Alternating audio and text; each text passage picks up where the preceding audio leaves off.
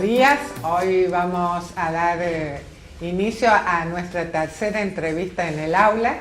Hoy nos acompaña Cristina Tamagnini, que es, productora como todo el ciclo que ha centralizado este 2022, pero además es directora y es guionista. Antes de esta entrevista nos estuvo presentando una experiencia riquísima. Bueno, gracias por la invitación primero. Buenos días de nuevo a los chicos y chicas. Y para empezar a producir hay que arriesgarse, no mucho más. Más vale que cuando nosotros empezamos o uno adquiere las primeras experiencias, seguramente trabaje con un grupo de amigos y quizás actúen sus familiares en un corto, si es que lo tiene pensado, o quizás sea una serie web o una serie web documental. En principio, algo que sea posible, me parece importante tener presente. Y luego, pensar no solo en que sea posible, sino en de dónde podemos obtener los recursos para hacerlo, ¿no? Si nos podemos asociar con alguien que quizás tenga una cámara, si hay alguien que le interesa trabajar que quizás pueda aportar el sonido, y buscar el financiamiento. De normal, cuando uno empieza a trabajar necesita un financiamiento para poder, pagar el transporte, dar de comer a los colegas mientras se filma y poco más. Después que uno va adquiriendo un poco más de experiencia y puede pensar en proyectos de otra envergadura, y cuando consigue un financiamiento público ya entran en juego otras cuestiones como los sindicatos y demás cosas donde hay que contratar de manera profesional, digamos. Pero como una primera experiencia les conté bastante del Fondo Nacional de las Artes, que es bien accesible. Está el Fondo Ciudadano, con casi todos los proyectos que han visto en la pantalla. Pasamos por el Fondo Ciudadano, que en alguna u otra instancia nos ayudaron o a escribir, o a filmar, o a postproducir, depende en qué instancia estábamos y cuándo nos habíamos quedado sin dinero. Y nos mostrabas ese corto de animación que, decís que eso fue como un insumo para después hacer una película. ¿Qué importancia tiene en la producción pensar un equipo y proyectar en un territorio local para poder llevar a cabo, ¿no? Eso. La experiencia es que los proyectos audiovisuales llevan de 3 a 5 años más o menos concretarlos y desarrollarlos, y 5 con suerte, capaz que más. Entonces está buenísimo tener, desde nuestra experiencia está buenísimo tener un grupo de trabajo, pero a veces se vuelve complicado sostener en el tiempo 5 años un mismo grupo de trabajo, porque las personas van cambiando de expectativa, porque las necesidades son otras, y por ahí hay gente con la que uno tenía pensado trabajar que luego se fue a Buenos Aires o no. Entonces, idealmente, como un consejo que dan siempre, es trabajar con personas con las que uno sienta confianza y que pueda asumir de alguna manera la responsabilidad o el compromiso de sostener durante tanto tiempo un proyecto, porque la verdad que por momentos decís, ya fue, me pongo un tractor, que es lo que todo el mundo del audiovisual dice, ya fue, me pongo un tractor, porque a veces se hace muy pesado de sobrellevar. Pero en el caso nuestro tenemos la experiencia con Tavo, que venimos filmando el documental, La Cajonat, ahora va a ser el director de Puna de Pandora, y está buenísimo porque lo conocés y porque de alguna manera vas creciendo juntos. Igual, para mí hay como una máxima. Me acuerdo que cuando yo estaba estudiando cine, estaba haciendo un taller de guión de cortometraje, y me decía la profesora que daba el taller, este corto tenés que filmarlo, tenés que hacerlo. Y yo le decía, pero si yo no sé de cámara, estoy aprendiendo. No importa, me dice, vos rodeate con gente que sepa más que vos. Y para nosotros es una máxima, rodearnos con gente que sepa más que nosotros.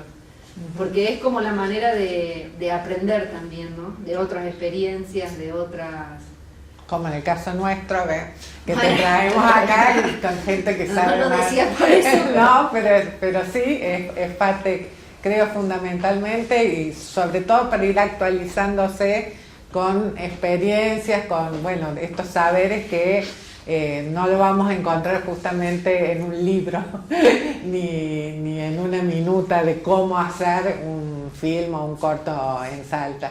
Me interesa mucho también recuperar de la exposición que hiciste esto de reguionar algo que fue pensado para un formato o un tiempo determinado y pensar, reguionarlo para presentarlo en otra instancia, y que cuentes un poco, cómo ahí esta doble faceta productora-guionista opera y cuál es la lógica con que se opera.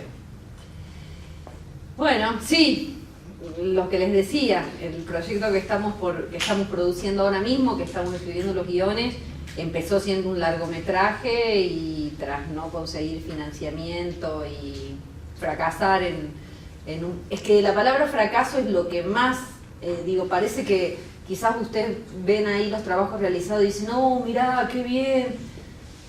Sí, pero detrás de eso hay numerosos concursos a los que nos presentamos y no quedamos, y numerosos proyectos que quedaron en el camino, que quizás debería armar otra carpeta y mostrarle, miren, este murieron ahí. Y bueno, y algunos sí se concretan, por eso también es importante tener muchos proyectos y sobre todo tener, en nuestro caso, la posibilidad de adaptarnos. Digo, todo lo que pasó con la serie en estos últimos años, y Lalo, que viene de la televisión, de nuestra productora en Cachicine, Lalo viene de la tele, es como un apasionado de las series, sobre todo de los 70, de los 80, de cuando él era adolescente, y entonces le puso mucho la impronta, bueno, mira, esta historia encima es de aventura y es periodística, y no hagamos nada, una película, y hagamos una serie. Y ¿qué tienen las series tan atractivas que nosotros vamos a trabajar ahora? ¿Qué te permite respecto a un largo y cuál es la lógica que vos le ves? Y ahora mismo mayor posibilidad de financiamiento. Creo que es más fácil, o hay más posibilidades, o todo el mundo está mirando para financiar o sacando concursos para series, cosa que antes no existía. Digo, la mayoría de los fondos provinciales que están saliendo, con las leyes de cine que se aprueban y demás, contemplan la realización de series, que antes no era algo que era solamente para el cine. Digo, entonces eso se ha abierto y casi que ha cambiado. Y luego, bueno, es lo que consumimos, digo, es lo que la mayor cantidad, ustedes piensen, ¿cuántas series ven en relación a cuántas películas ven? Digo, o está parejo, o la mayoría capaz que mira más series que películas, entonces, bueno, es como el interés general, digo, desde Game of Thrones, Breaking Bad, bueno, 200.000, bastante, digamos. Bien, y para cerrar, Dale. ya, porque yo te dejo sin saliva, ya no podés más. En función, bueno, ahí recién hacías una invitación a los alumnos a que cuenten sus historias. ¿Cuáles serían los criterios de factibilidad sin pensar en un Netflix que como modelo, sino de acá, como tips de factibilidad de un proyecto para ser producido localmente? Y bueno, lo que decía, un poco, creo que lo primero a la hora de sentarse a pensar una historia es ver de qué manera la voy a poder financiar o cómo la voy a poder filmar. Si va a ser con qué recursos, y a partir de eso pensar lo que designa un poco el diseño de producción de las producciones es el elenco y las locaciones. Entonces, ¿en cuántos lugares la voy a filmar? ¿Con cuánta gente? Digo, probablemente si estoy comenzando sea más fácil manejar 1 o 2 actores que 10. Entonces, digo, no por pensar chiquito, porque si se animan a 10 o 15 o 20, también digo, no es que hay una regla, viste, un ABC de que así tiene que ser, cada experiencia es propia, distinta. Evidentemente llegamos acá también con dosis de suerte, porque quizás hay proyectos mejores que el nuestro que por alguna razón no llegaron a concretarse y nosotros lo logramos. Pero bueno, analizar sobre todo, y si ustedes son los que escriben sus historias, bueno, nada, pensar un poco desde la producción a la hora de escribir. También pueden escribir con absoluta libertad y tirar helicópteros y mariposas y lo que sea, y cuando llegue la hora de hacerlo van a ver que no van a tener esa chance y van a tener que pensar nada, le clavo el audio del helicóptero y que mire para arriba y parece que está ahí pero no está, o bueno, nada, ingeniárselas creativamente para contar aquello que quieren contar sin tener los recursos, que también eso es algo que acá ejercitamos mucho y de lo que nos valemos, ¿no? En tratar de ser creativo en la resolución de cosas que quizás tengan mucho presupuesto. Nosotros ahora en la serie tenemos, bueno, explosiones y cosas, y estamos viendo, bueno, cómo la vamos a filmar, porque nada, en la Plaza 9 de Julio, y a ver cómo le hacemos, cómo lo vamos a contar, qué vamos a mostrar, desde dónde, alejémonos para no ver detalle, bueno, nada. Y ahora estamos pensando esto mientras estamos escribiendo los guiones, porque la verdad que no tenemos tiempo y tenemos que escribir los guiones de una manera que sea imposible filmarlos. Primero hay que armar un guioncito, ¿viste? Aunque sea sencillo, pero por lo menos un guión, porque lo que el guión te permite es luego organizarte para el rodaje.